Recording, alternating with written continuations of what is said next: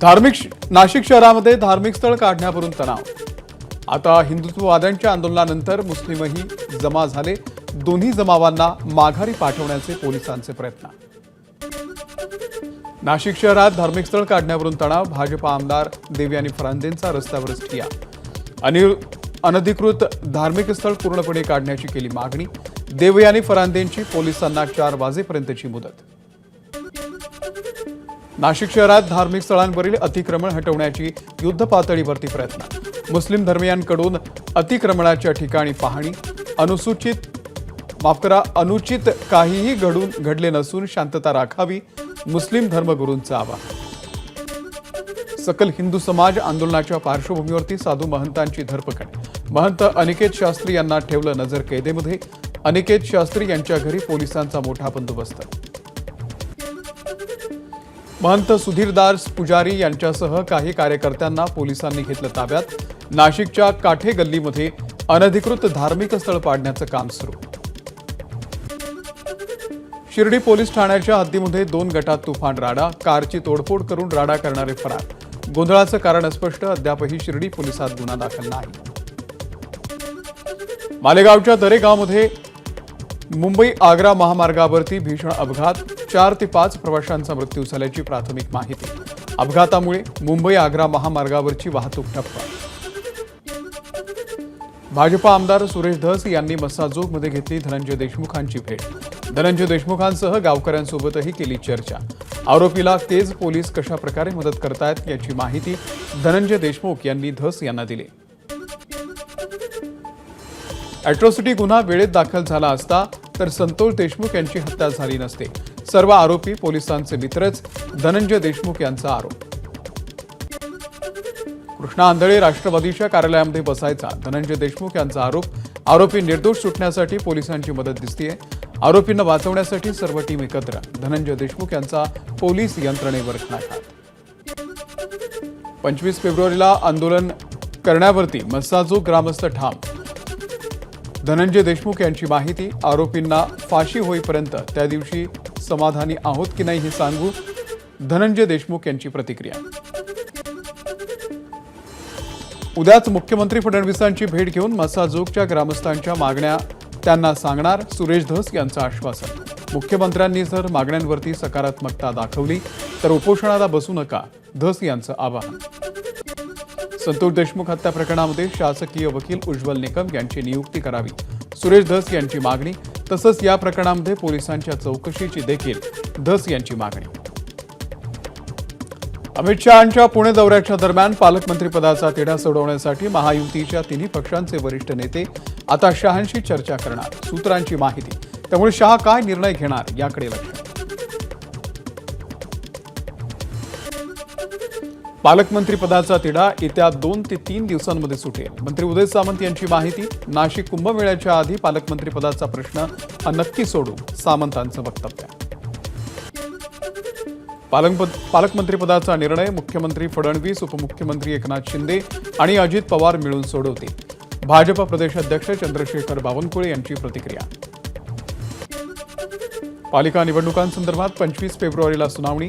3 वर्षांपासून रखडलेल्या महाराष्ट्रातील महानगरपालिकांसह इतर स्थानिक स्वराज्य संस्थांच्या निवडणुकांसंदर्भात सर्वोच्च न्यायालयानं 25 फेब्रुवारीला केली सुनावणी निश्चित। माणिकराव कोकाटे यांच्या अडचणी वाढल्या, निकालाची प्रत आल्यावरती विधिमंडळ कोकाटेंवरती कारवाई करणार, विधिमंडळ सूत्रांची माहिती। माणिकराव कोकाटेंवरती कारवाईच्या संदर्भात कायदेशीर प्रक्रिया पाळली जाणार, विधानसभा अध्यक्ष राहुल नार्वेकर यांच्याकडून स्पष्ट। काम करत असताना कायदेशीर प्रक्रियेचं पालन केलं जाणार आणि मग निर्णय घेतला जाणार, नार्वेकरांची प्रतिक्रिया। पुणे काँग्रेस निरीक्षक पदावरून डावलल्यानंतर धंगेकरांच्या व्हॉट्सअप स्टेटसची चर्चा।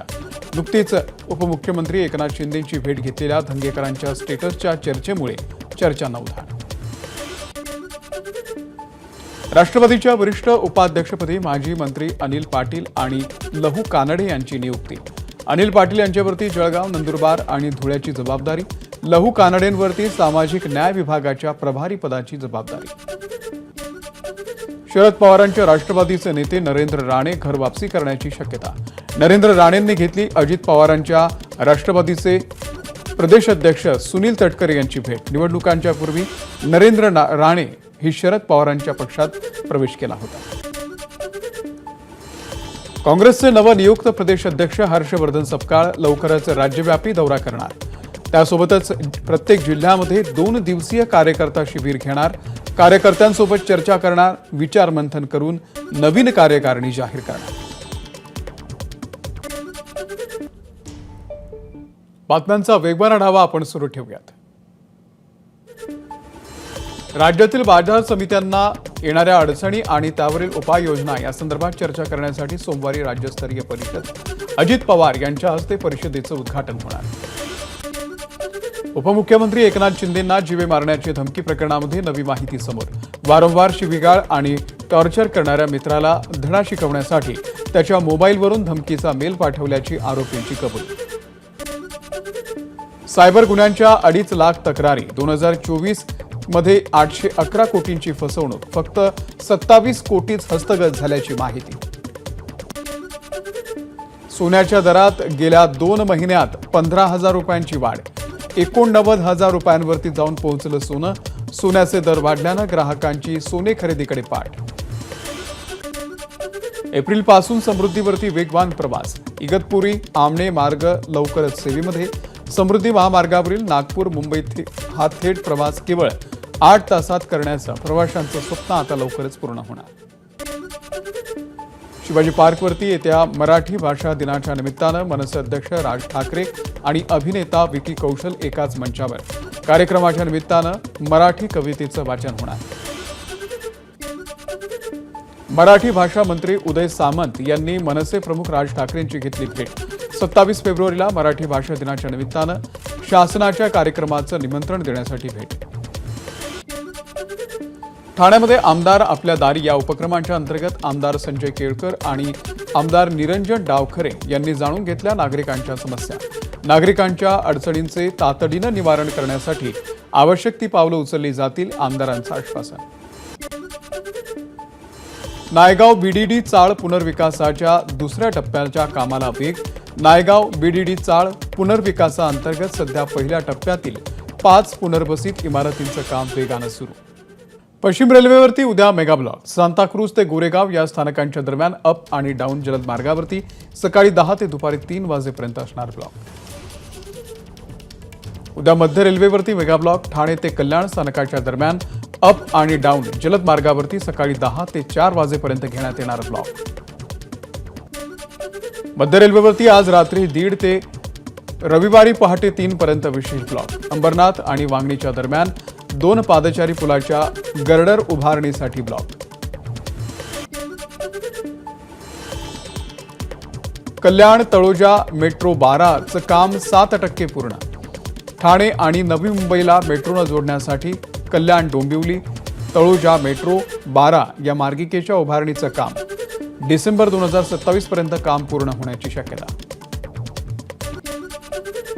फोटो मॉफ करून अधिकाऱ्यांना ब्लॅकमेल करणाऱ्या अट्टल गुन्हेगाराला अटक। आरोपीच्या विरोधात खंडणीचेही गुन्हे दाखल असल्याची माहिती। वैद्यकीय उपचारासाठी आणलेला आरोपी जे रुग्णालयातून पोलिसांच्या हातावरती तुरी देऊन पळाला। संघर्ष मस्के असं 24 वर्षीय आरोपीचं नाव आहे। पोलिसांकडून आरोपीचा शोध सुरू। विरारच्या नारंगी बायपास रोड जवळ महानगरपालिकेच्या पिण्याच्या पाण्याची मुख्य पाईपलाईन फुटली। हजारो लिटर पाणी वाया। तक्रार करूनही नगरपालिकेनं दखल न घेतल्यानं नागरिकांमध्ये संताप। वाहतूक कोंडी आणि अनधिकृत पार्किंगची आता करता येणार व्हॉट्सअपवरती तक्रार। नागपूर वाहतूक पोलिसांचा ट्रॅफिक मित्र अंतर्गत उपक्रम।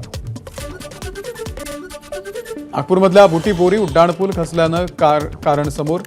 ओव्हरलोडमुळे बुटीबोरी उड्डाणपूल खचल्याचं चौकशी अहवालातून स्पष्ट। 187 टन वजनाचा ट्रक पुलावरून गेल्यानं उड्डाणपूल खचल्याचं अहवाल।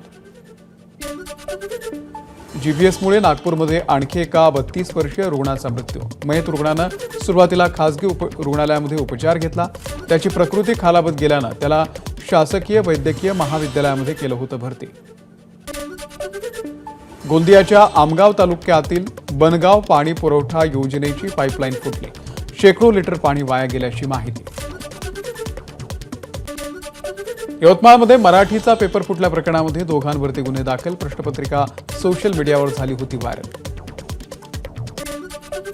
काल फुटलेल्या 10वीच्या पहिल्याच पेपर फुटीच्या पार्श्वभूमीवरती बोर्डाचे अधिकारी अलर्टवर. नागपूर विभागीय बोर्डाचे अध्यक्ष चिंतामण वंजारी यांच्याकडून परीक्षा केंद्रावर पाहणी. एबीपी माझा, उघडा डोळे बघा नीट.